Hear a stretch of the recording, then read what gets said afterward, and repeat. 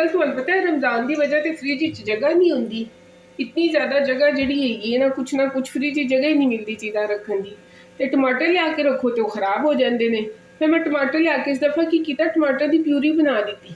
ਇਹ टमाटर ਨੂੰ उबाल के ਤੇ ਇਹਨੂੰ ग्राइंड कर लीते। ਇਹ प्यूरी ਜਿਹੜੀ ਹੈਗੀ ਹੈ ਤੁਹਾਡਾ 2 ਹਫ਼ਤੇ ਆਰਾਮ ਨਾਲ ਚਲੀ ਜਾਂਦੀ ਹੈ, ਖਰਾਬ ਨਹੀਂ ਹੁੰਦੀ।